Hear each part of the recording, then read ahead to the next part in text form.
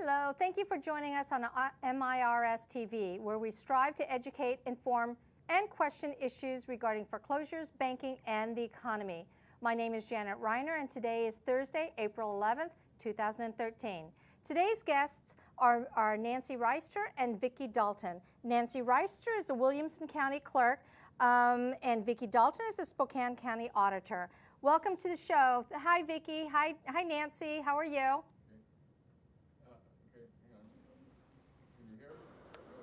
Can you hear us?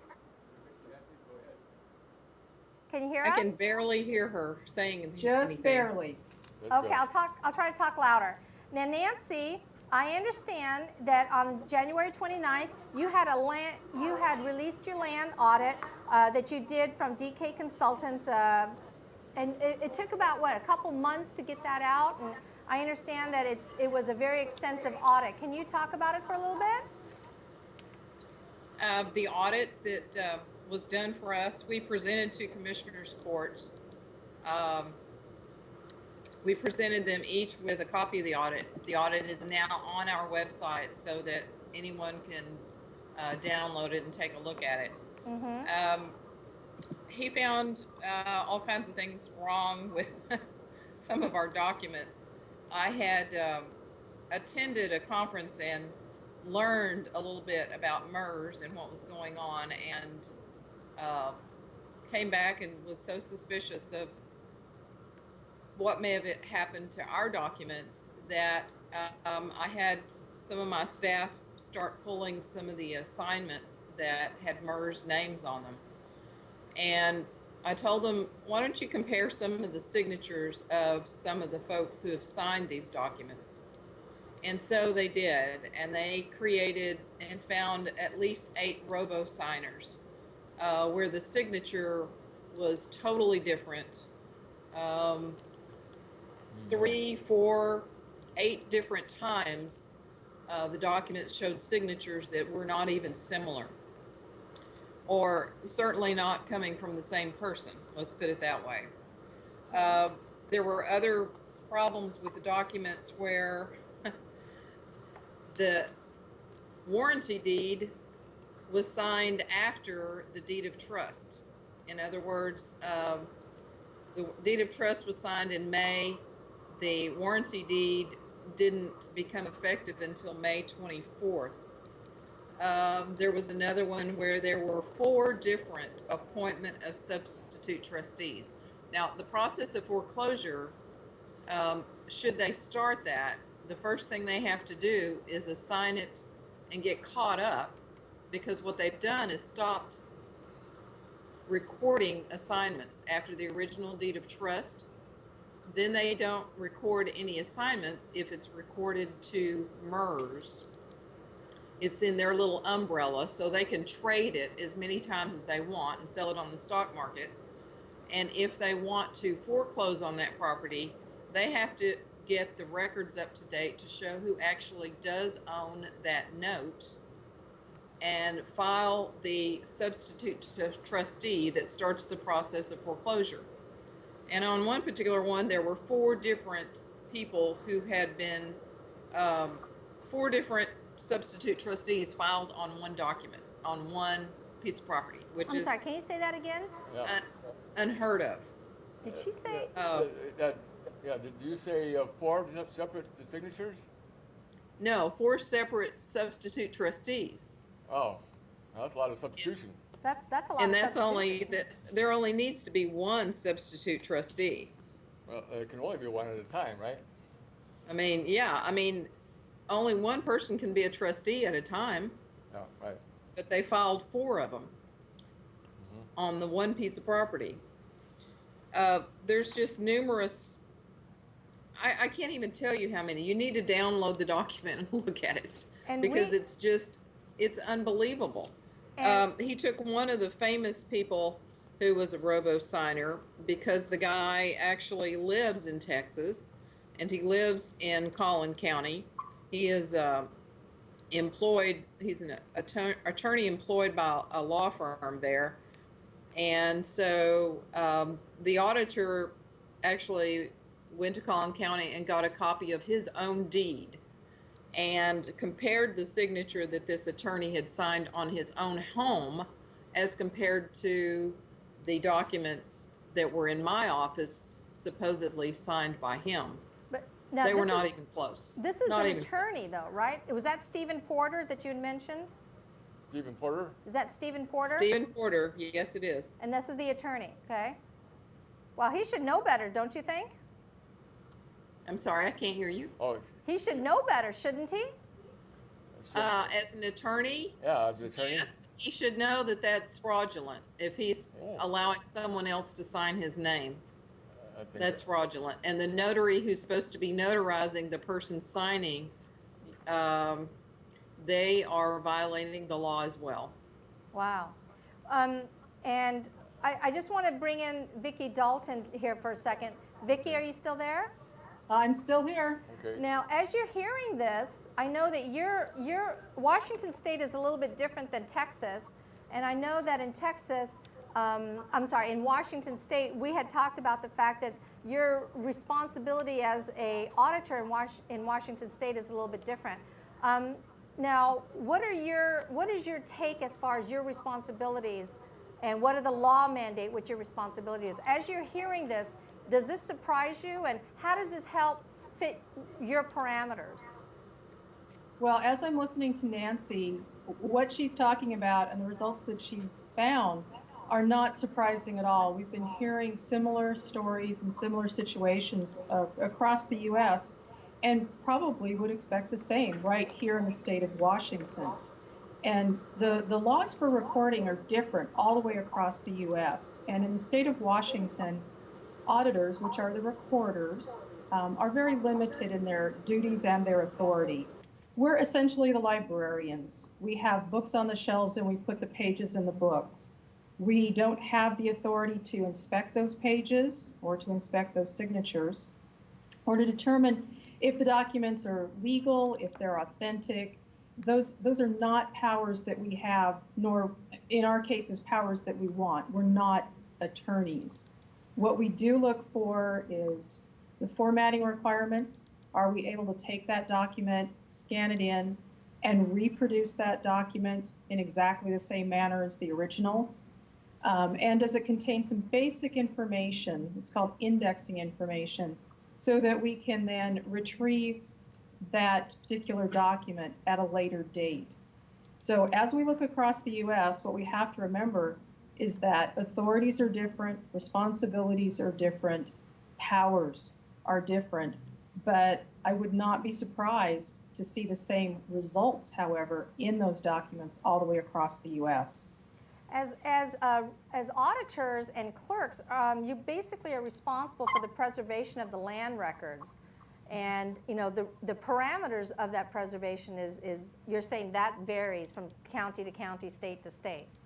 Is that right? Is that correct? That is correct. Okay. Getting back to Nancy, when you after the audit came out, and we have the video of the press release on our website on MIRS at www.mirsnow.com. If you go under news, go under state specific for Texas, the press release is there, the video is there. But I've got to ask you, I know when it came out, what was the backlash? Was there a backlash? Okay. Several things.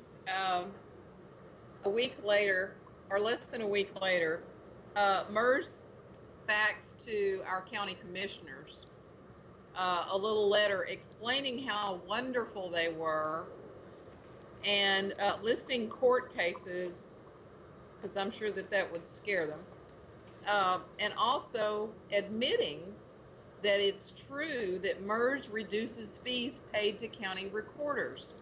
So they admitted right there, and this was signed by Bill Beckman, the president, that no, they don't sign all the documents they're required to sign in Texas, or record in Texas. They're supposed to be recording every time the note changes hands.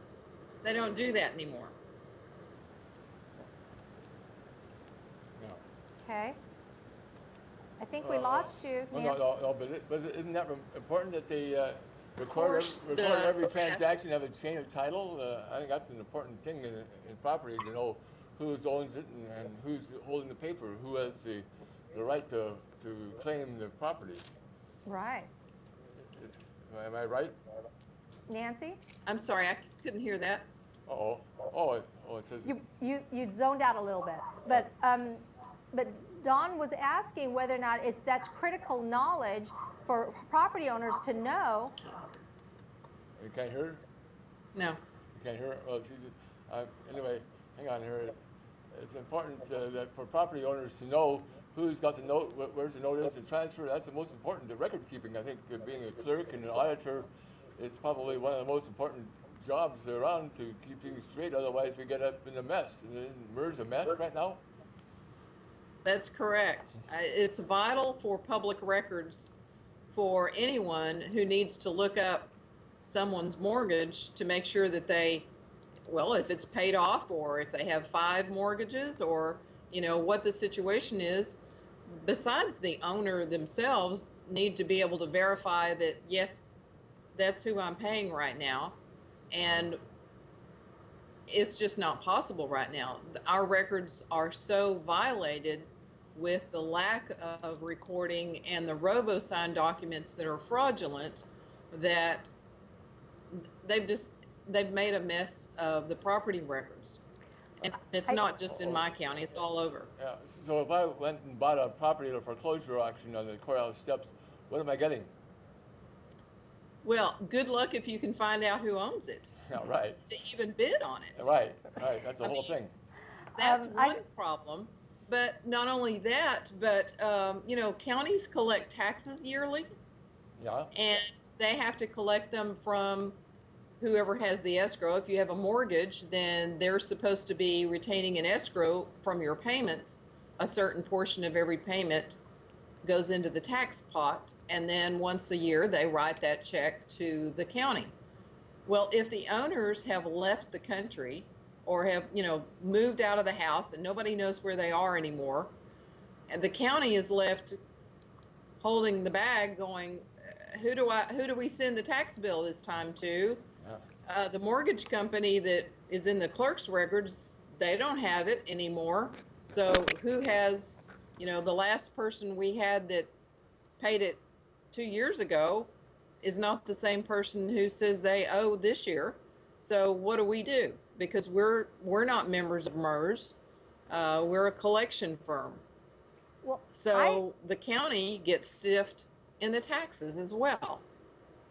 I found, watching your video, I found it real interesting because you made a comment in your video. You said that you felt like you had been cheated on by your husband. Yes. Well, yes. And I think that's everybody's reaction is, okay, so what do we do now? What, I mean, first you want to deny that that's happened, and then it starts to sink in and you confirm it, and then you just get mad as you can't.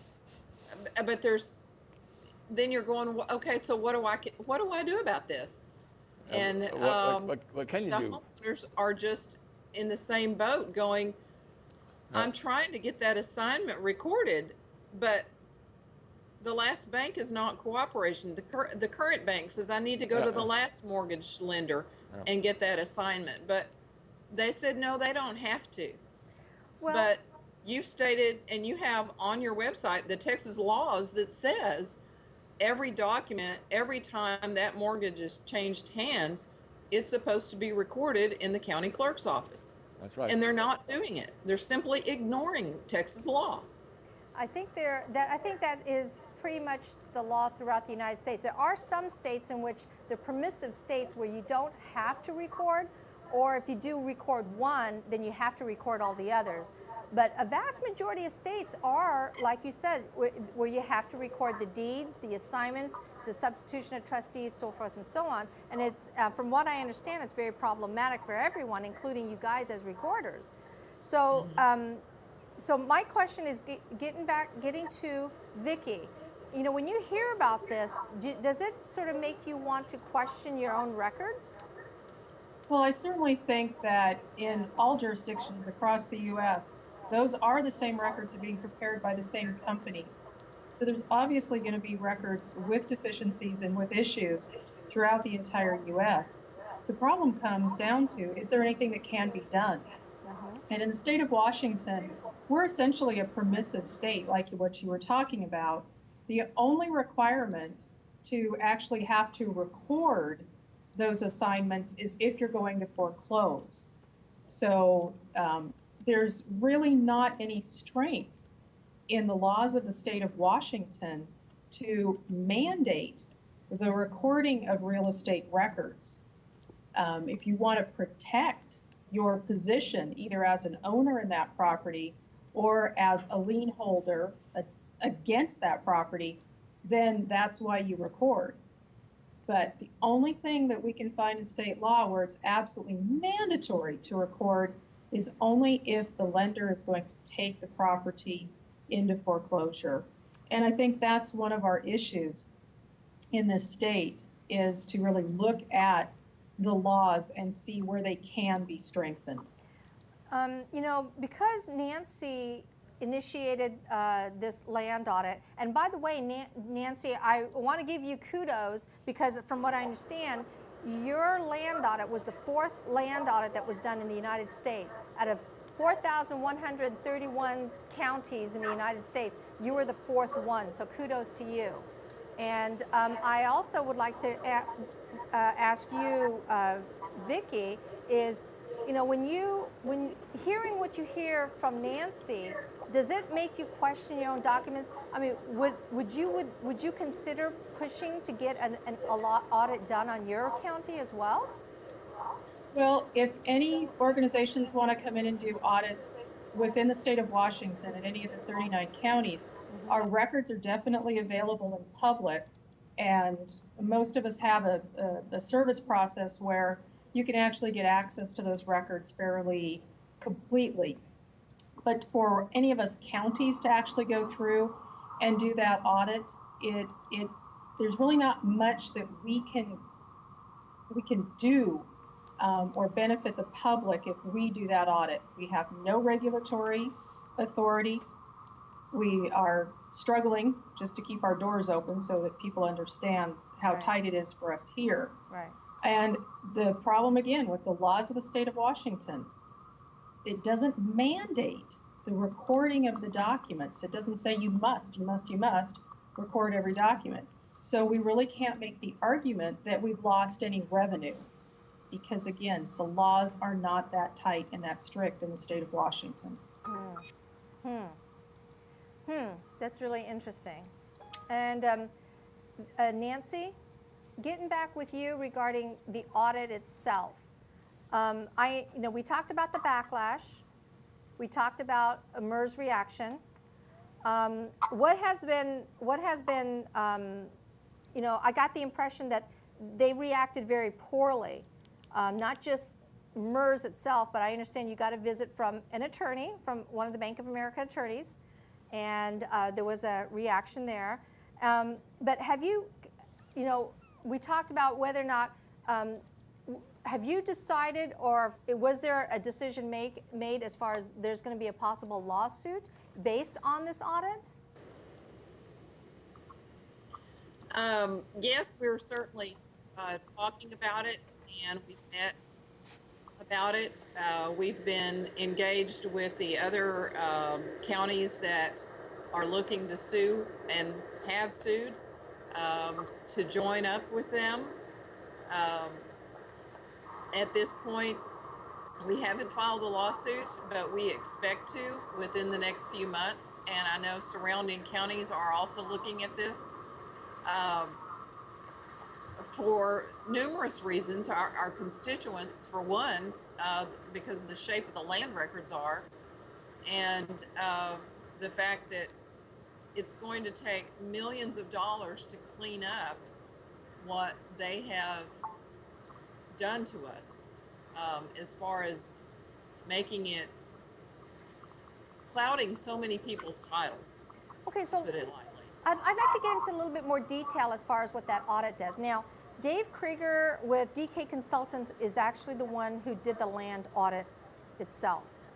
And I think the parameters of the audit was that you were going to go back 2 years, and you did for your county only.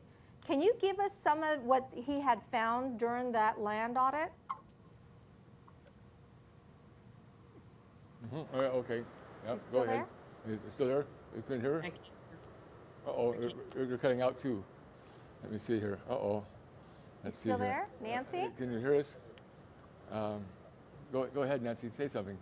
Can you hear? I can't hear her at all. I can't hear her at all. Okay. Anyway, Can you hear me now? can you hear her now?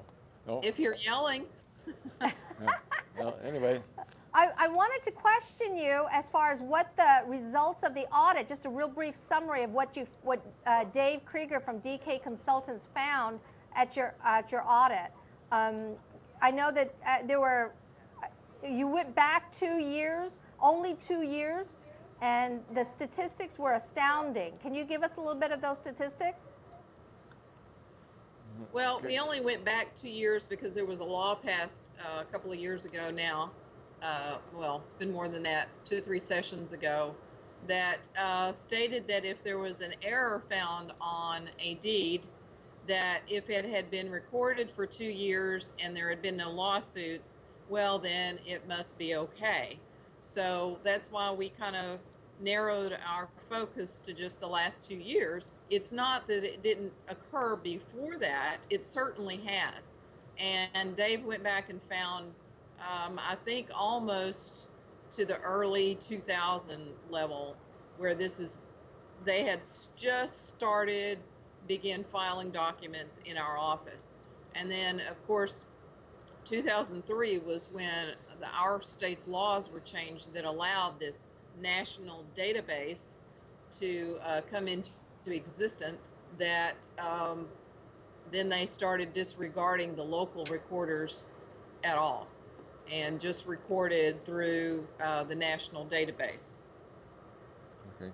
Okay. Okay. And one thing that I've done was to put some fraud alert software in our system so that my constituents can sign up on our website. Mm-hmm. And what it does is you sign up, give them your email address, and anytime a document comes through, it doesn't matter what it's about, that has your name on it, it will email you automatically within 48 hours. So then you have the option to go to our website and pull up your deed or whatever documents are filed under your name and see what it was that was just filed, and to see if it's valid or not. And if it isn't, find you a lawyer. Right, right. Vicki, does that surprise you? Is that something that you may want to consider, is putting in a system of fraud alert on your county system? I could only catch a little bit of what Nancy said. In the state of Washington, I think we've only got one county that actually has that fraud alert system. Mm-hmm. But we do have an alternative available for homeowners or anyone else who wants to keep an eye on their property. Mm-hmm. There's, I believe, 17 of the 39 counties provide their information, their indexes, to the Secretary of State Archives Division. And so if a homeowner or anyone wants to go look at the index and see if there's any property changes associated with their name, Mm-hmm. they can go in and do that search. And that way they can keep looking themselves and stay up. Mm-hmm. The issue that we found, especially in our elections division, because we do email ballots to people, is that they change their email address and they don't bother to update all the places they put their email address. Right. So we'd really prefer that the public understand that they can go look up their own documents whenever they want to, and they really should. People should at least annually, if not more frequently, go to the Secretary of State Archives Division, go to the Digital Archives search, and look under land records, put their names in, and see what's going on. Well, and that brings to the next question is, you know, a lot of people don't realize the MIRS organization, they have a lot of members. There's something like 2,500 members or 3,000 members. One of the founding members is a company, it's the American Land Title Association. And I found it astounding that a title company or title organization don't see the issues regarding the clouding of the titles. Do either one of you find that very surprising? Either of you, go ahead. Okay, well, I'll take that one first, I guess. You know, one of the issues with our property records at the clerk's and the recorder's office is think about the original title that we call them. We are public record or the Office of Public Record. We exist so that the public can come in and review the land records. And I'm afraid that that's what's been lost in the last 20 years or so, is that understanding by everybody in the industry, whether it's us as the recorders, the lenders, the title companies, that these are records that are put out there for everyone to be able to see. And as you pointed out, there's reasons why that's important. If you're looking at buying a piece of property, you might want to do the research first before you even decide to make an approach to buy that property. If you're looking at buying a foreclosure, you need to know what kind of liens are against that property. And we're not talking just the fact that assignments are not getting recorded.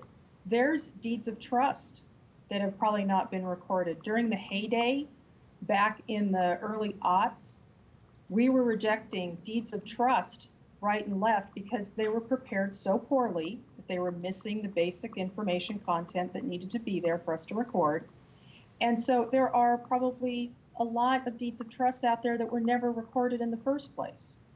So our land records are, yes, in serious trouble, and it would have been more appropriate for all the stakeholders to come together, including the lending industries, anybody interested in real estate, and to have helped the clerks and the recorders maintain a good, viable system for those records. Right. Sorry, that's my soapbox. That's what gets me all hot and bothered. Well, thank you. Thank you. Nancy, what do you think? Can you get a response to that? Could you hear that, Nancy? Uh-oh, you're on. Did we lose her? You're on. I don't hear you. Can you speak? I'm having trouble here on that computer. Well, getting back to... Can I call Janet on the phone so I can hear what she's saying? Well, except we're just about out of time on the show here. Let's see here. Okay. Go ahead. Go ahead, Nancy. Yeah. Vicki, can you hear me?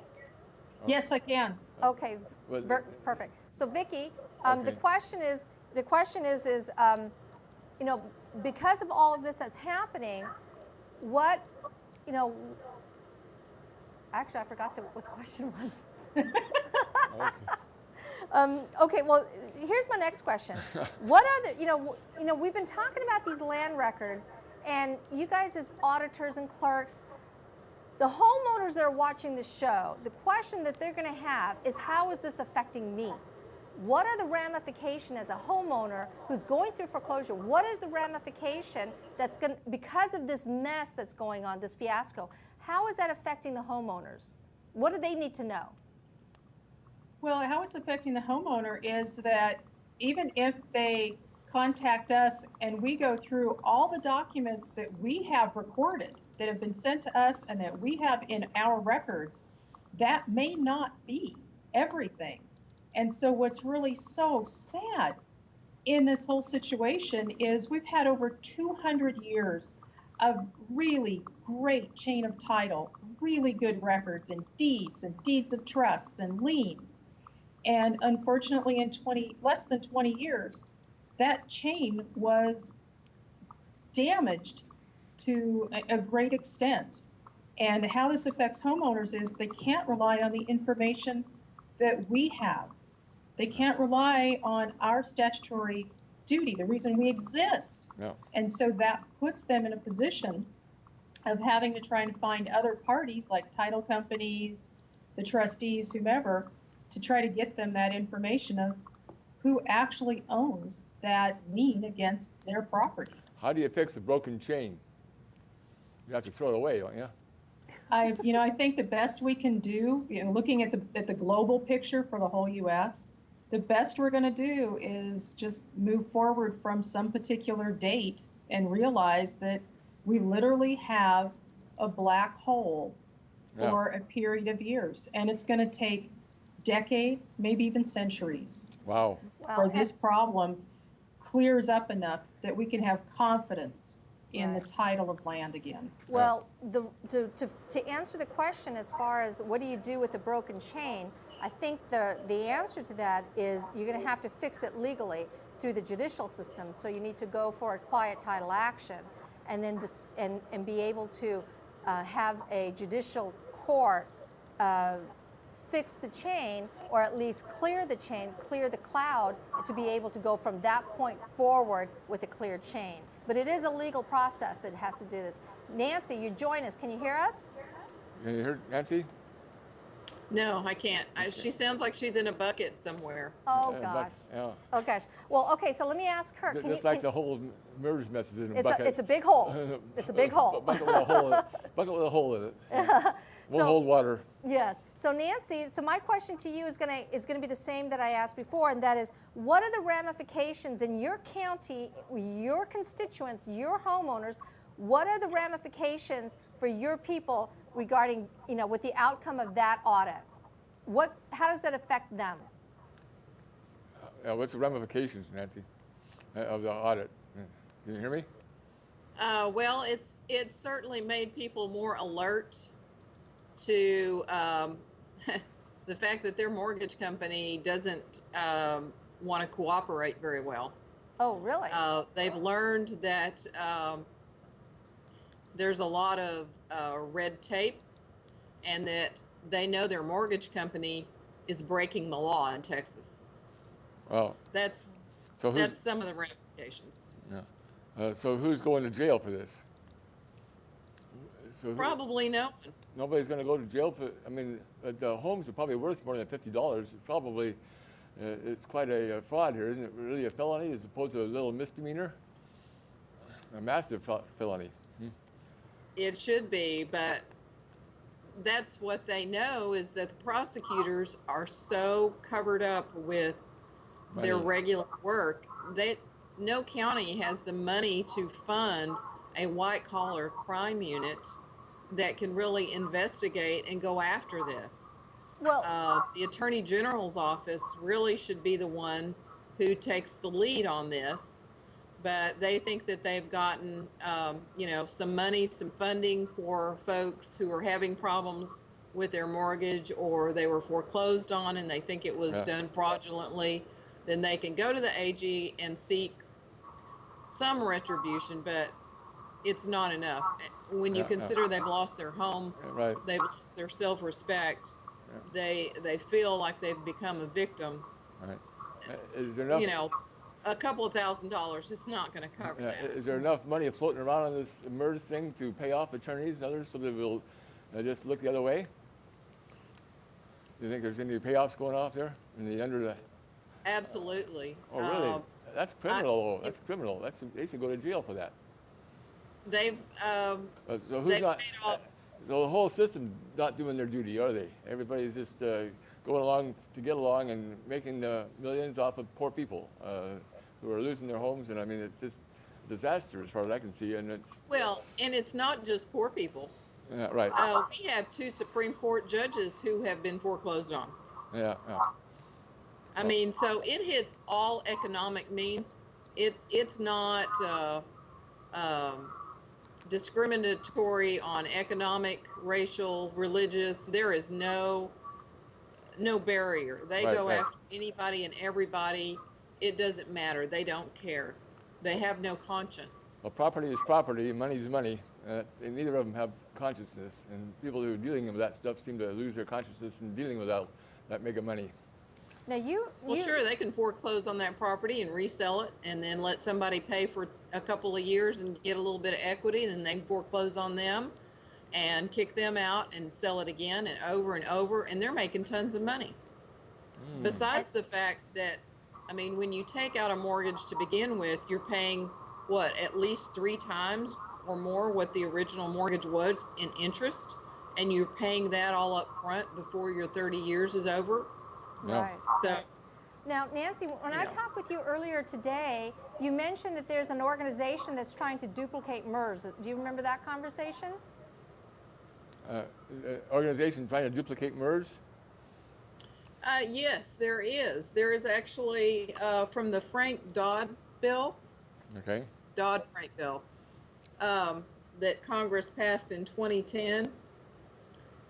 They created a new agency, the Dodd-Frank bill, July 2010. It went into effect. They created a Consumer Financial Protection Bureau that is almost, well, is starting to duplicate what MIRS does. They want about 5% of the mortgages in America on their database. And what they intended actually to do, the reason that they started to do this, they saw the big mess that occurred in, the 2000 era, and they're trying to revamp all the forms. They have, restricted a lot of the different anything that deals with the financial markets except for auto loans, they have revamped. And they're trying to make the lender responsible for third-party actions. This CFPB that they created, they're trying to be able to tell you or being able to monitor the market and the foreclosures and the notes themselves, because what they're trying to do is be a watchdog over the mortgage industry, because obviously it needs something, and match the demographics versus the mortgages to see, like, for instance, a mortgage worth $500,000 is given to someone in a demographic area where the annual salary is only $50,000, that should raise a red flag. And so they're right now in the process of collecting more information. Unfortunately, or fortunately, they are only, their main office is in Washington, D.C., and they only have, I think, 5 to 7 offices around the country, and there is nothing in Texas at all. I don't know where the other offices are, but they're just slowly getting started. They've only been in existence now for a couple of years, and they have a 100-year plan. Well, isn't the issue it's not the organization. The real issue is the fact that they're not recording in the land records, in the public records. And so even though there's another organization that's doing this, it's still an issue because they're not recording in the land records. The preservation of the records are going to be compromised. The integrity of the records is compromised. Isn't that the issue? It is an issue. So even with this new organization coming up, the CFPB, even though they're duplicating MIRS, the duplication is still flawed, isn't it? Yeah, I don't know how they would ever be able, at least they're a government agency. I mean, maybe there'll be some oversight, because there's certainly not any with MIRS. They were started by the banks and they're run by the banks. Trying to nationalize anything on a scale this huge is, I'm sorry, it's like the post office and the IRS. Right. There are 2 government agencies that everybody gets very frustrated with, and there are just some things that need to stay local. Right. Every state has their own laws. They need to control their own land records. It doesn't need to be nationalized. It needs to be at the local level. Amen. Because locally, who owns that house, who lives in that house, and if somebody moves off, you know it. Know your neighborhood. Know your neighbors. If no one is mowing, no one's paying their taxes, or they're parking cars, or they're selling drugs out of that house, you know it if you're the next door neighbor. Right. Yeah. But with everything nationalized, It's a big I bucket. mean, you can see the confusion that's already there. I mean, so many homeowners do not know who own their note. We've had people, when this audit was done, we had lots of phone calls from constituents because they'd go look in our records and see, oh, that's not who I'm paying. And so they would make phone calls. One lady called in and said, you know, I got a letter. I've been paying Bank A for 2-3 years, and then I got a letter that said my note had been sold, and that's normal, and that happens all the time. And now I need to be paying this bank. And she started to send her checks to this bank. And this bank then told her, well, wait a minute, we don't know that you paid Bank B. And she's going, who? Who's Bank B? I've been paying Bank A. Now you have my note. Who is this other bank? What are you talking about? And another man that says, well, you know, I looked in your records and it shows there's a release of lien from my original deed of trust. But I'm still making payments. But your records don't show that I owe anybody. Okay, if you were John Smith Pool construction and you were soliciting jobs and you went to look up this man's records, maybe he wanted a swimming pool and you were about to install a swimming pool and you looked in the deed records and saw that, gosh, he owns that house free and clear. Okay, well, he ought to be able to pay me. Little did you know, Mr. Pool Man, that he really had 3 mortgages on that house and he really can't afford a pool. But because those records are not public anymore, you have no clue, and you sold him a pool, and now you're going to have to go to court to get any money, if you get any. So, I mean, it's not good for business at all. It's not good for the consumer. It's not good for the country. Our land records and private property, that's how this country was built. And if nobody knows who owns anything, who would want to invest in property that they don't know? Why would I build a 300,000 square foot building on this piece of property that is located next to this road that'd be great access to? But what? I don't know who owns the property? Oh, Wow. well, maybe I won't invest there. Maybe I'll go overseas. Wow. Vicki, Yes. what has been your experience, you know, in everything that Nancy has said so far? What has been your experience about your constituents there in Spokane County? Well, we have quite a few foreclosures that are still in the process or haven't even been started. So whereas other parts of the U.S. are hopefully starting over their peak, I think in our area, we're just starting up that slope. And this is going to create so many issues. As Nancy pointed out, it's not just the banks who might need this information. As she noted, you know, someone who sells pools needs to know that that homeowner can actually afford to make payments on that pool. So this is really about every single person in our community needing access to good information. And there's 2 things I want to point out real fast. We're not talking about a lot of different documents. In just basic land records, there's only 5 documents. There's the deed, which says who owns the land. There's the deed of trust that says there's a mortgage against that property. There's the substitution of trustee, when trustees are changed, the resignation and substitution. There's the assignment of the mortgage, which is when one institution sells that mortgage to another institution. And this is where some of the problem lies, is those assignments are not being recorded.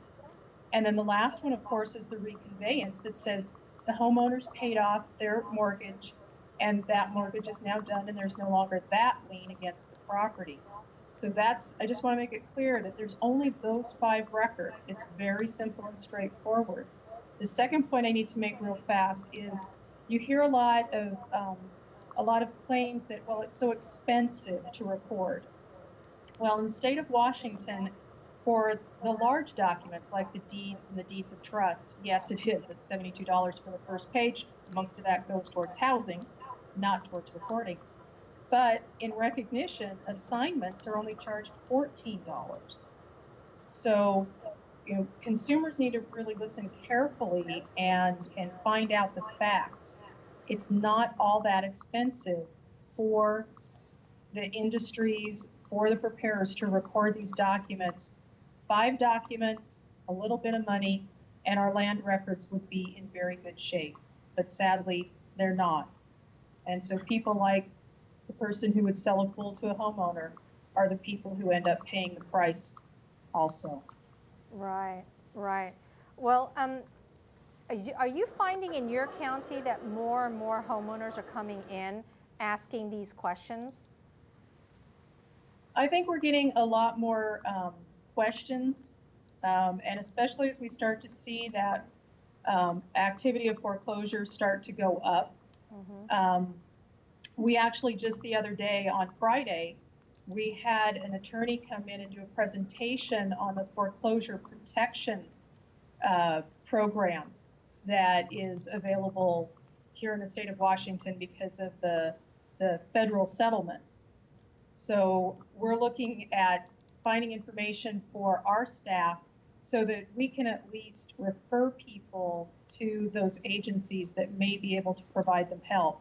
We can't do anything, not our statutory authority, but we are trying to educate ourselves, obtain information so that we can pass information on to our constituents and to these homeowners. Perfect. Now, winding it down, we're getting too close to our time. Is there any last words of wisdom, any last things that you would like to tell homeowners that they should or should not do, or what to expect? Vicki? Well, just one thing real fast, if I can again. Sure. It's our legislators who pass laws. Right. Talk to your legislators, call your legislators. In the state of Washington, our laws are, I won't say lax, they're not lax, but they could be improved. And we need the citizens and the constituents to tell their legislators what they want. Perfect, perfect. Nancy, is there any words that you would like to, last statements that you would like to say? Nancy, go ahead. What's your take-home message, Nancy? Well, I agree with her that our constituents need to talk to their legislators, but not only that, but their congressmen, because they're being talked to by the lobbyists, and the congressmen think, oh, that's a local problem. It's not a federal issue. Leave me alone. I don't have anything to do with that. And you go to the local legislators, and they're like, well, but that's a federal issue. What control do I have over it? And it's like, no, the land is local. Oh. It is our problem. Right. We need to deal with it. Y'all need to deal with it. Can't pass the buck. There needs to be some ramifications and some enforcement of laws that are already on our books, and yes, maybe even some stiffening of some laws to make sure that there's plenty of documentation and there's plenty of power to go after the folks who seem to want to just abuse the integrity of the land records and really don't seem to care. Right. And the abuse of the land is the worst thing they can do. I mean, that's all we really have. Aren't we built on real estate? Doesn't everybody have to live on the land? That's right. And if we don't know whose property it is that we're living on, where are we living? That's right. That's right. And that's when people came to this country to begin with. They came for religious freedom, and they came to be able to own land, to have their own farms, and to enjoy the produce that those farms created, whether it was cattle or wheat or vegetables, whatever, to live off of.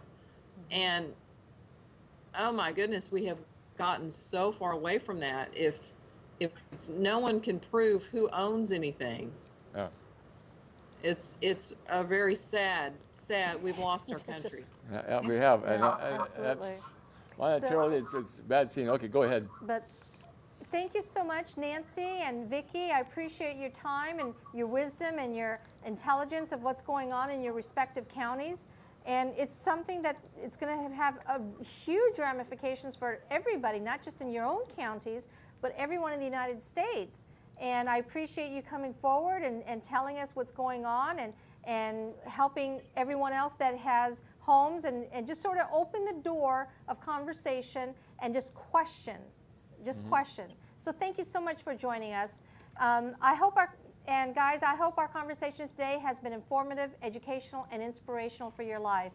If you wish to join our show or to help investigate and educate and disseminate information about foreclosures, mortgage fraud, government misuse, or any other issues, please contact us at janet.reiner@mirsnow.com or visit us at mirsnow.com. Thank you again for visiting, and we look forward to seeing you again on our next show. Thank you. Bye. Thank you. Mm-hmm.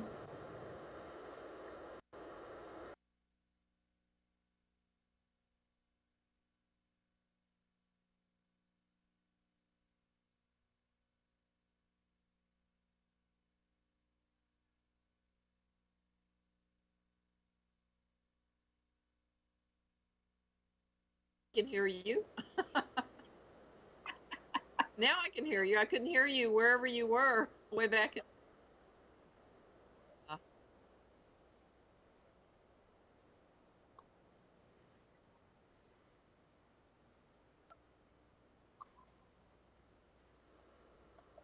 Yeah, the only thing I forgot to talk about was the